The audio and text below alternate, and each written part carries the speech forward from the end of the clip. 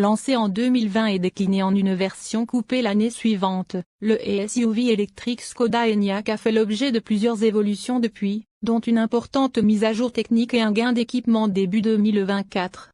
Ce cousin du Volkswagen ID.4 à plateforme MEB, concurrent du Peugeot E3008 entre autres, reçoit aujourd'hui un restylage en bonne et due forme. La face avant entièrement revue du véhicule change sensiblement son style pour l'inscrire dans le nouveau langage esthétique de la marque, baptisé Modern Solid. Au passage, la dotation de série de l'Enyaq s'enrichit et confirme que l'image low-cost du constructeur tchèque appartient bien à un lointain passé. L'agencement intérieur du Škoda Enyaq n'évolue pas, mais de nouvelles selleries sont proposées. L'ambiance lodge associe des textiles gris recyclés à quelques détails orange. Cette calandre bien plus fine que l'ancienne calandre Crystal Fesse, qui évoquait à certains un appareil dentaire. Et elle peut être illuminée de façon discrète, moins ostentatoire selon les propres mots de Škoda, dans le prolongement des feux de jour. Les projecteurs principaux en partie basse sont prolongés par des inserts favorisant l'aérodynamique. De plus, l'ancien logo de Škoda est remplacé par une inscription en toutes lettres, comme c'est désormais la mode et déjà le cas sur plusieurs nouveautés Škoda. Les modifications à l'arrière sont moins visibles. La signature lumineuse est légèrement retravaillée sur le même principe que les feux de jour à l'avant, avec des tirets. En revanche, la forme des feux reste la même. Les boucliers sont à peine redessinés. Sur les finitions classiques de l'Enyaq, les bas de caisse reçoivent une nouvelle teinte unique dark chrome assez clair qui contraste beaucoup avec le reste de la carrosserie, et pourrait créer de drôles d'associations selon nous. Sur l'exemplaire de démonstration, la nouvelle teinte verte olivo semble bien s'accorder, d'autant que pare-choc avant hérite aussi d'inserts argentés. L'Enyaq coupé ne dispose pas de ces bas de caisse contrastés. De même, les variantes Sportline de l'Enyaq traditionnelles reçoivent des bas de caisse peints en couleur carrosserie et des badges noirs. Enfin, précisons que de nouvelles jantes font leur apparition au catalogue, de 19 à 21 pouces. Le nouvel Enyaq offre un espace intérieur généreux pour les passagères, complété par une capacité de bagages généreuse. Ces intérieurs se caractérisent par des designs intemporels, des commandes intuitives et un équipement de série amélioré. Le volant redessiné présente désormais le lettrage Škoda à la place du logo de la marque. Un cockpit numérique de 5 pouces est fourni de série, avec un affichage tête haute avec réalité augmentée disponible en option. Les sélections de design privilégient la durabilité, en utilisant des matériaux innovants, durables et pratiques. De plus, le nouvel Enyaq introduit plusieurs détails simpliques les verts dans la série, notamment un code QR dans le coffre. L'intérieur du nouveau Škoda Enyaq excelle par son design intemporel, son ergonomie exceptionnelle et ses commandes intuitives. Un cockpit numérique de 5 pouces et un écran central d'infodivertissement de 13 pouces sont de série. Un affichage tête haute avec réalité augmentée est disponible en option dans le cadre du pack Advanced. Le volant redessiné est désormais chauffant de série et arbore le lettrage Škoda. L'équipement de série comprend désormais également le châssis Advanced avec Open On Pro et Valve AEL Locking ainsi que des sièges avant chauffants, la climatisation climatronique à 3 zones et la préparation pour l'attelage pour tous les modèles. En outre, il existe 4 packs d'options pratiques, Clever, Plus, Advanced et Max. Ceux-ci sont complétés par un certain nombre d'options autonomes, telles que le toit ouvrant panoramique, un attelage de remorque, une pompe à chaleur et le pack hiver avec un pare-brise chauffant et une fonction de chauffage pour les 2 sièges arrière extérieurs. À l'intérieur, le nouveau Škoda Enyaq propose 6 sélections de design différentes. Reflétant le nouveau langage de design moderne solide, la sélection de design lodge a un attrait frais et coloré, avec des surpiqûres contrastées et des ceintures de sécurité spéciales d'un orange accrocheur. La Lodge Design Selection met en avant l'innovation durable avec des revêtements de sièges en technophile contenant 75% de fils éconil, obtenus à partir de filets de pêche mis au rebut, de chutes de tissus d'usine et de vieux tapis. Les 25% restants sont constitués de polyester.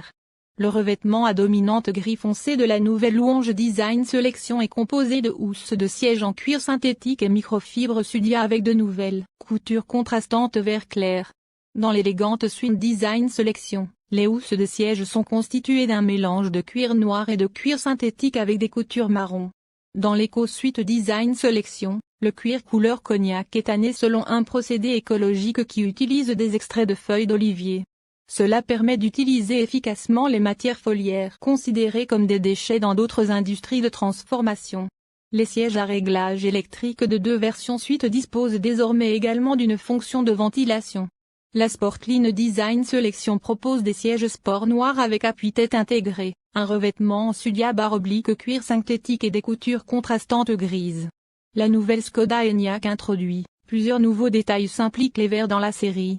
Parmi eux, l'introduction du code QR dans le coffre.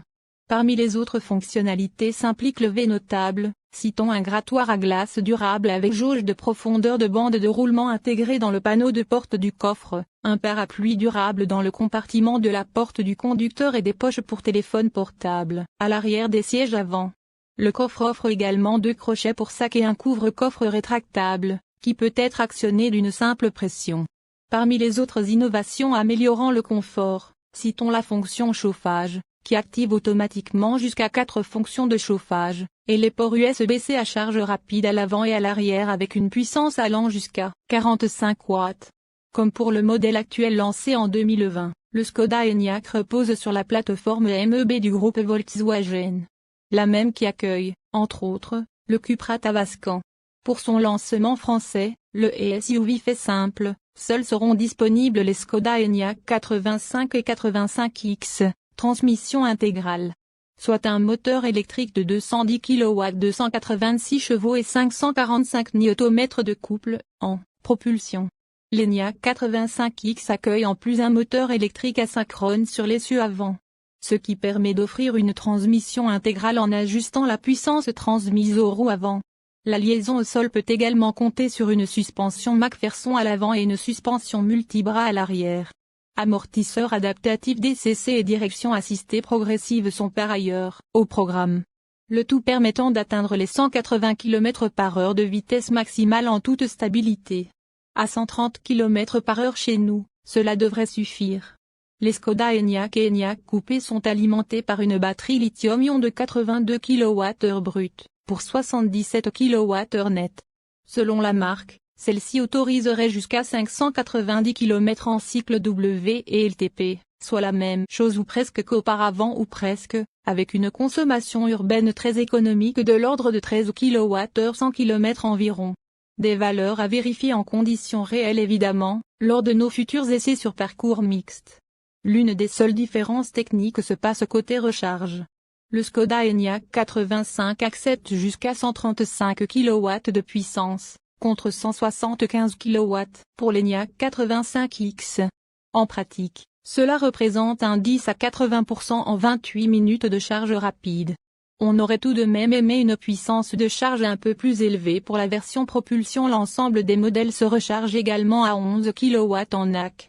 Système d'assistance de série supplémentaire, le SID Assist avec alerte de trafic arrière et alerte de sortie, le régulateur de vitesse, adaptatif prédictif, PAS-SC, qui utilise également la reconnaissance des panneaux de signalisation, et l'assistant d'embouteillage viennent s'ajouter à la longue liste des systèmes d'assistance de série.